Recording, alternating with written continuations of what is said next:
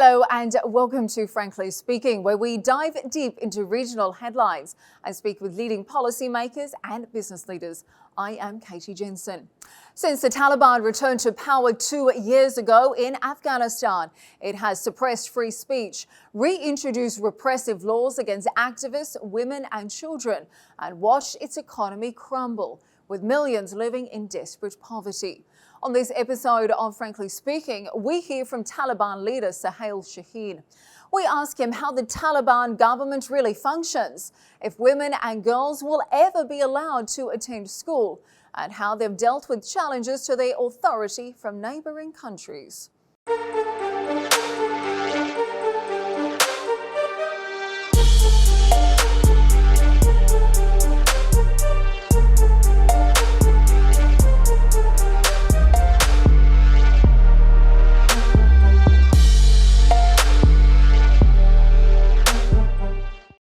Mr. Shaheen, thank you for joining us on Frankly Speaking. Now, we have a lot to cover, so let me start with this. It's been 2 years since your government, the Taliban, came back into power. However, with 97% of your country on the poverty line, your worst famine in a quarter of a century, the repression of women and girls, growing terror threats, and falling international donor funding, frankly speaking, how can Afghanistan ever flourish under the rule of the Taliban? Yes. First of all, I would like to say the poverty that we have today, we have inherited from the past regime of 20 years, where the foreign forces had presence in Afghanistan, had occupied our country, and they are claiming that they have spent $1 billion of dollars, but those dollars went to the private pockets of some warlords. The common people, they were living under the line of poverty that we have inherited. Secondly, as we took over in power in Kabul, they imposed a sanction that deteriorated the poverty. So the responsibility is more with those who imposed the sanction and who favored only the warlords who were their allies in the government. They were not working for the common people. So we have this poverty, unfortunately.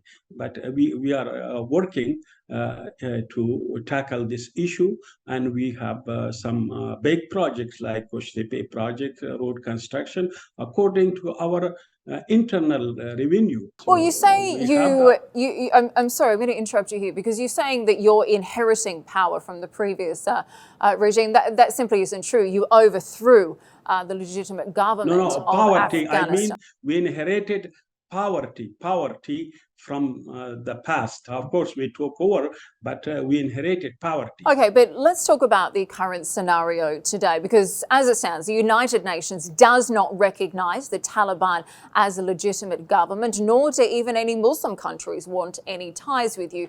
There's no signs this is going to change. Now, clearly the Taliban is not going to step down, but can you at least consider a government that is inclusive of all Afghani ethnicities and factions? The UN and other countries do not recognize us. It is more politically motivated rather than based on the ground realities in Afghanistan. We have all the borders. We have control all over the country. We are able to defend our people and country. We have the support of the people, as was proved in the past 20 years. You have the support. You're saying you have the support of the people today. You're saying that the United Nations don't recognise you due to your politics. Well, let's talk about some of that, because even politics aside, there is a very clear reason why governments around the world do not want ties with you. If we look at politics aside, a lot of attention has been given to your new repressive rules against women and girls. You currently ban girls over the age of 12 from attending schools or universities. You now ban most women from attending workplaces. They can no longer even work at NGOs.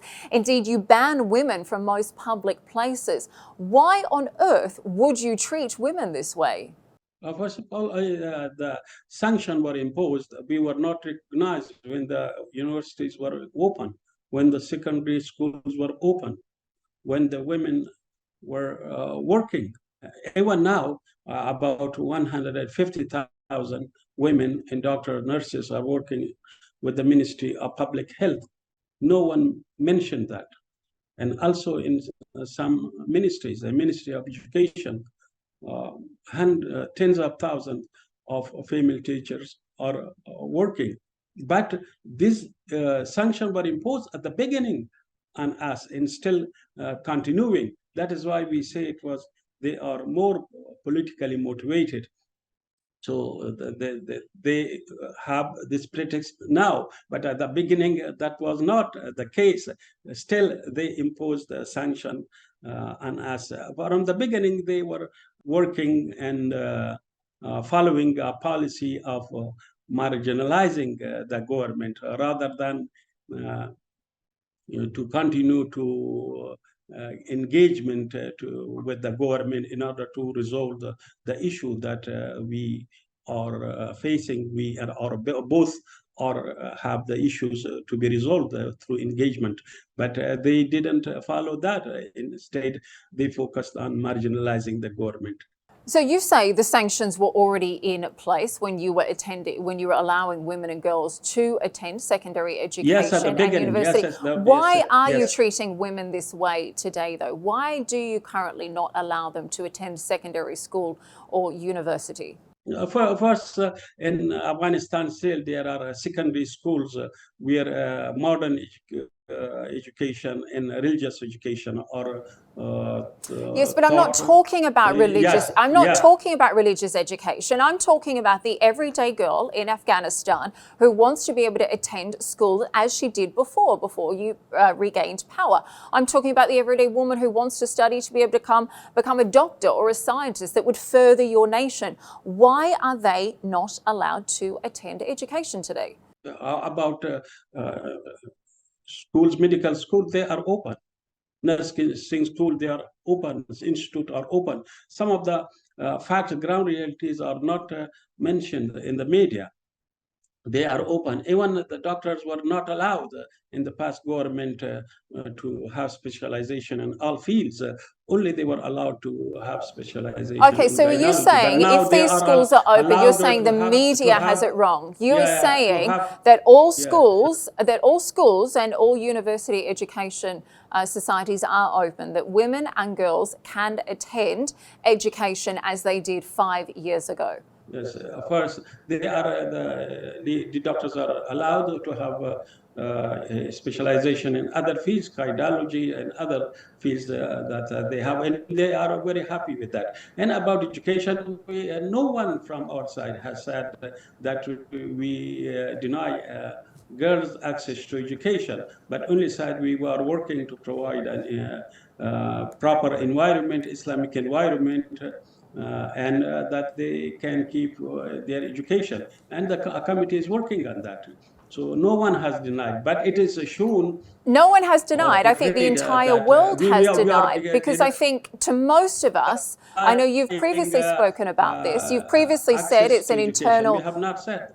So you say the media has it wrong. You say girls are attending school and university as normal. I simply disagree with that. I think most of the international community would disagree with that as well. It seems to me that the Taliban have been using religion as a justification to not educate your women, to not allow them to take a proactive place in the workplace and the economy. And the real fact is that every single Muslim country around the world treats its women and girls better than you do. In the Gulf and this part of the world, we have plenty of women in ministries, as ambassadors as well. Even in countries like Iran, where women are protesting, they are still allowed to attend school. They are still allowed to work. We've seen Muslim scholars and clerics around the world slam you for this decision. Are you saying that all of them are wrong? I didn't say that all universities are open. I only said that medical institutes, they are open, and the female students are receiving education in the medical field. I said I want to make this clear.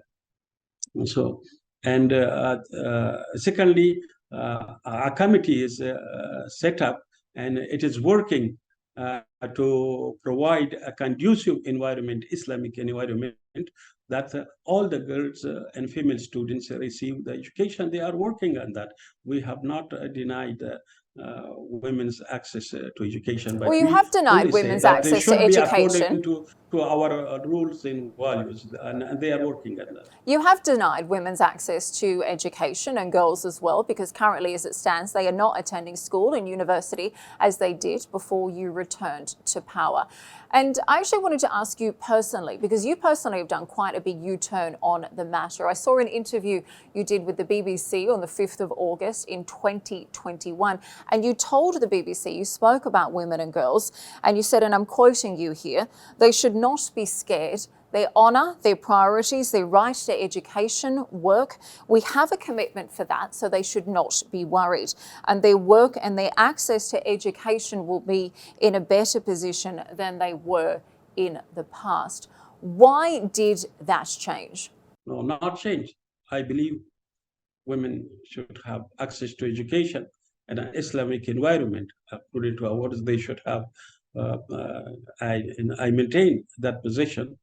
That they have access to education. Of course, our is an Islamic society and a proper environment. That is their right to have access to education.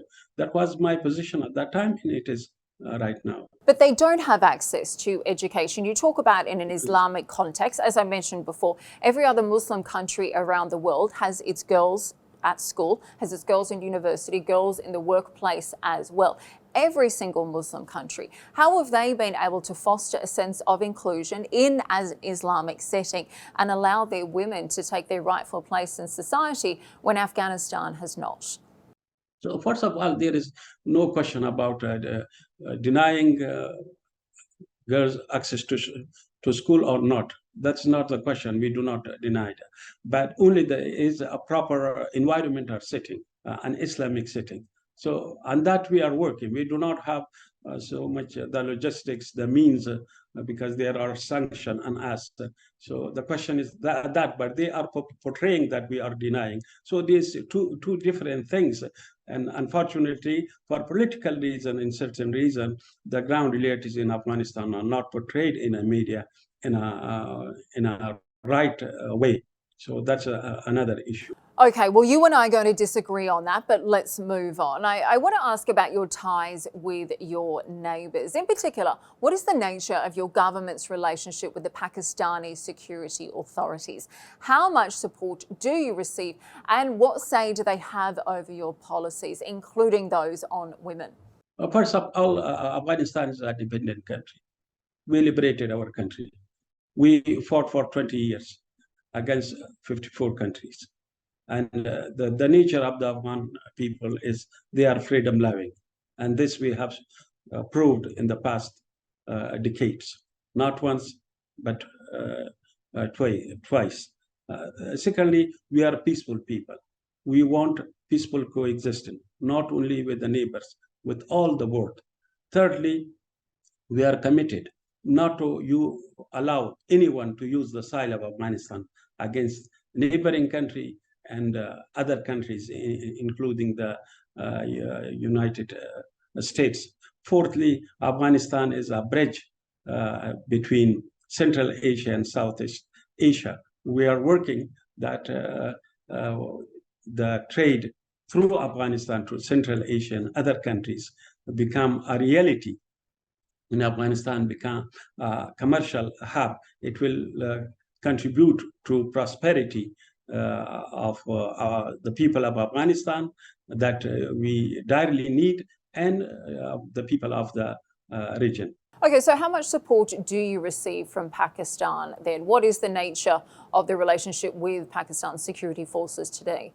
We do not have any relation with the security forces. We have relation with countries, and our policy is a peaceful coexistence in positive relation with neighbors in other countries. Now, this is our policy and position. Now, it is up to them. You ask them what is their policy. If they want the same, it's a good thing, I think, good for the region, for the neighboring countries, for Afghanistan, for all of us.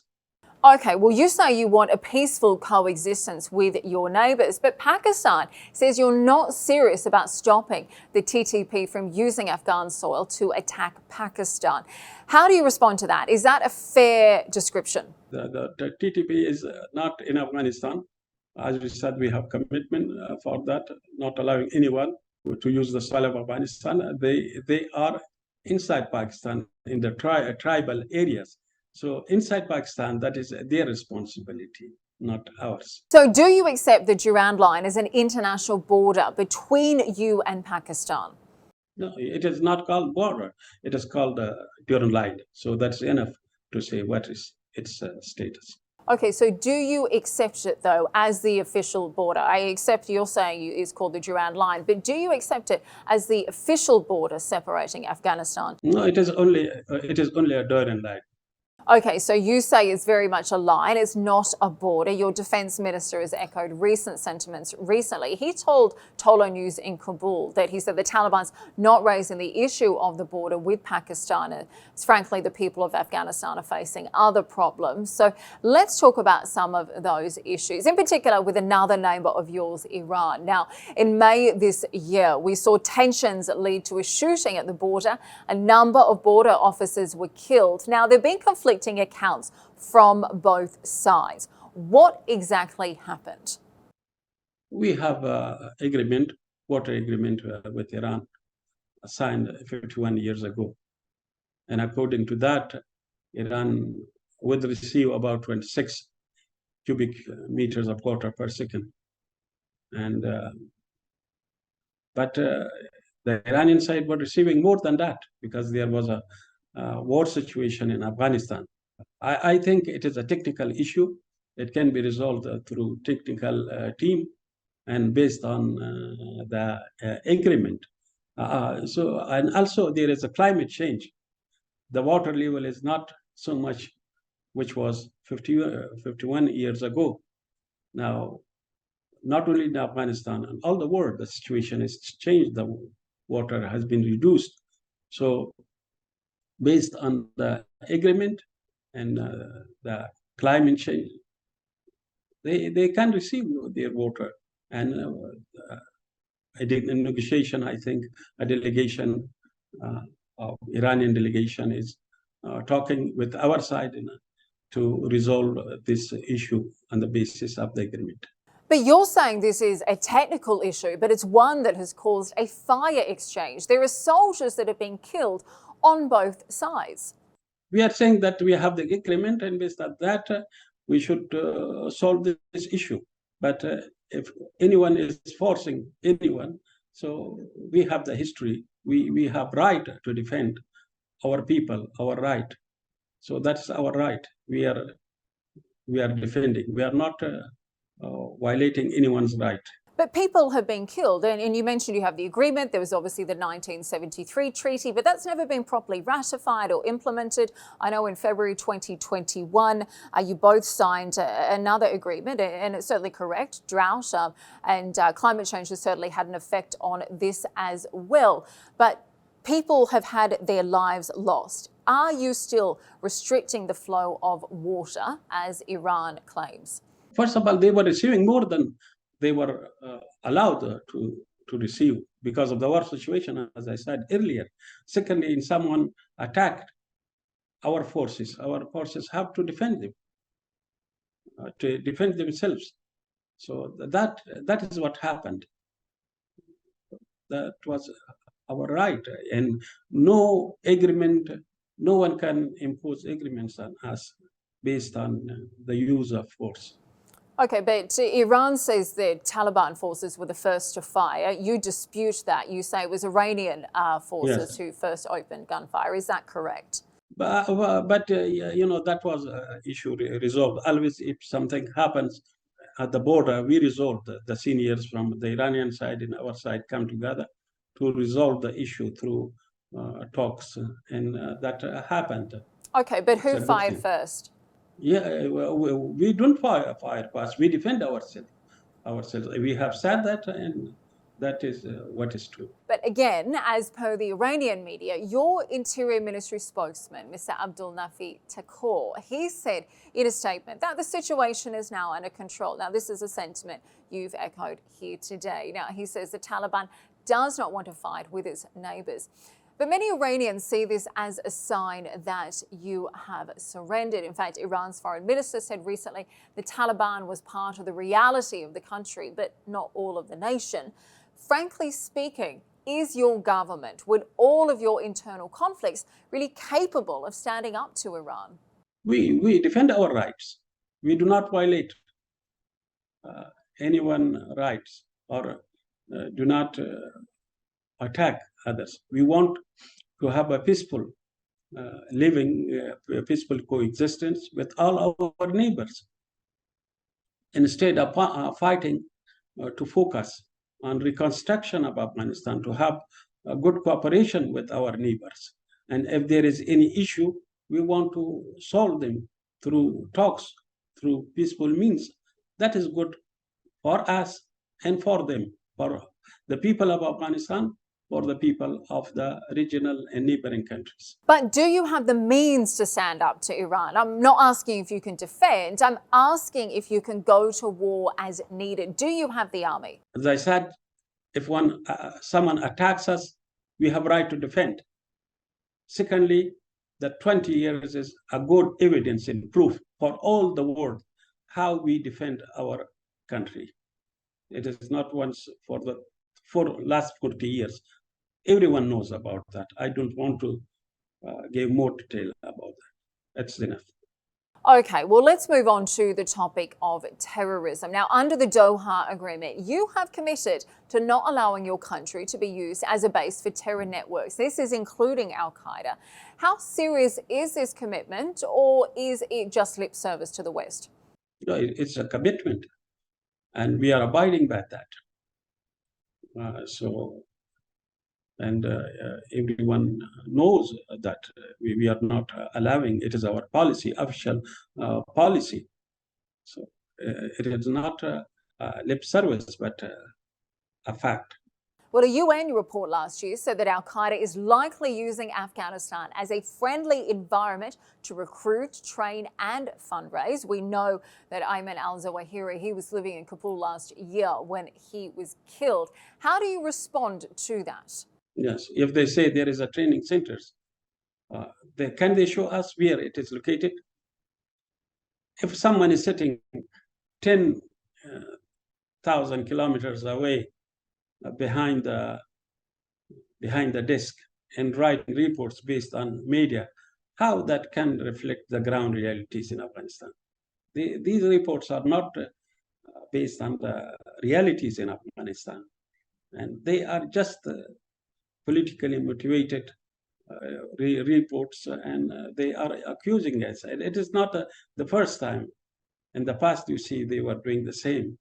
And the aim is to marginalize the government, to oppose the government for political reasons, so not on the basis of the ground realities. So if they have, they can prove. They should send a delegation to Afghanistan. We welcome them to prove that. Otherwise, I think it is not good for the credibility of an august and majestic body like UN to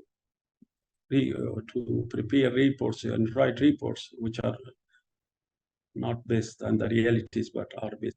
So you say the United Nations is wrong. Well, I know the Taliban has welcomed President Biden's recent statement about your cooperation with the US on fighting terror. But I am curious to know, what would be your message to your fighters who fought against the US with help from Al-Qaeda in the past? Had he been alive, would Mullah Omar, your late co-founder, spiritual leader, and one of America's most wanted men, would he cooperate with the US against Al-Qaeda? What would he say? We are not cooperating with the US. It is wrong. Who says? We have this Doha agreement, and based on that agreement, the American agreed to withdraw their forces from Afghanistan, and we agreed not to allow anyone to use the soil of Afghanistan against the United States. That is our commitment, and that commitment is independent. We are operating independently, not with any government, whether neighboring, whether regional or world governments, including USA. So you say you are not cooperating with the West, but you are in power because of America. In fact, President Biden praised you in recent days. So what would your fighters say? I don't know about his statement, but he may have said that they are committed by their commitment in the Doha agreement that they will not allow anyone to use the soil of Afghanistan. Yes, we are committed to that, and we are doing that independently without any cooperation from any side. Okay, well, President Biden was recently commenting on the report that had come out about the US withdrawal of Afghanistan, and he did say that the US had been cooperating with Afghanistan to fight al-Qaeda, but you dispute that. Yes, we are doing all this on the basis of the agreement and independently. We do not need, we have the force and the ability and power to do it independently for our people, for our country. It is in the interest of our country not to allow anyone to use the soil of Afghanistan and other countries. And it is independently. And that they say we are cooperating with any side. That is not true. Okay, well, you say that you can do this independently, but certainly we have seen international sanctions placed on Afghanistan. We've seen international aid drastically slashed as well. So one would suggest you certainly need some international assistance. Would you agree? In terms of economic cooperation, we need economic cooperation from all countries to have normal and positive relation with all countries, like a country has with another country. It is, I think, a good thing for both. And secondly, in terms of our commitment not to allow anyone to use the soil of Afghanistan, we can do it independently. We do not need cooperation from any other country. So it is separate from that. But of course, in economic fields, investment, educational fields, and other fields, we need cooperation of other countries because we are rebuilding Afghanistan from the scratch.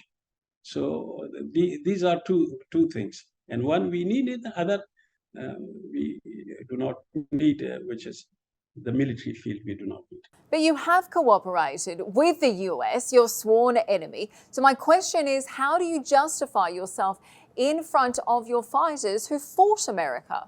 Our policy is clear.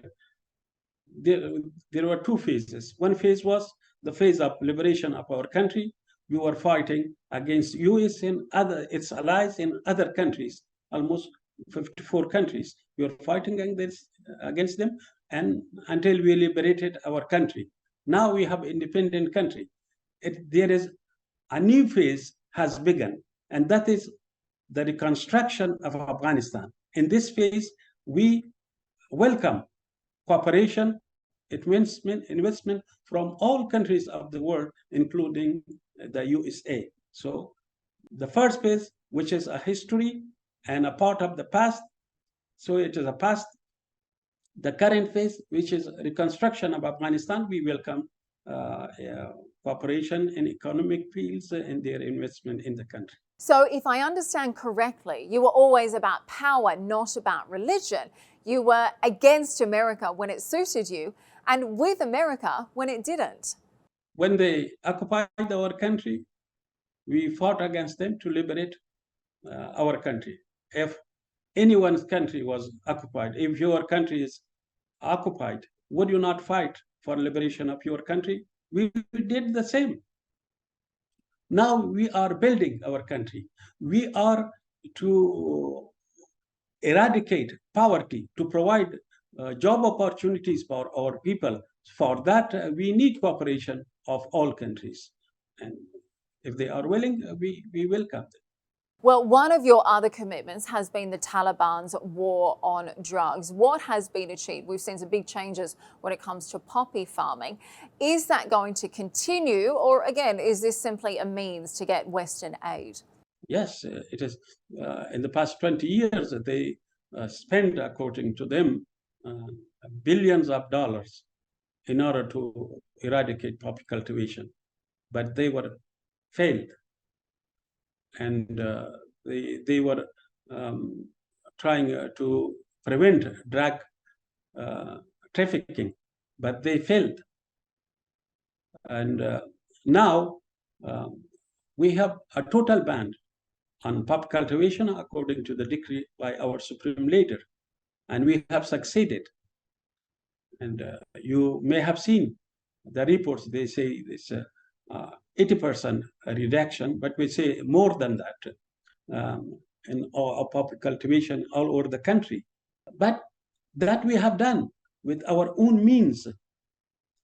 I think it is obligation of the international community to come forward and help the farmers and provide them substitute projects in order to make this ban sustainable and the people not be affected from this ban.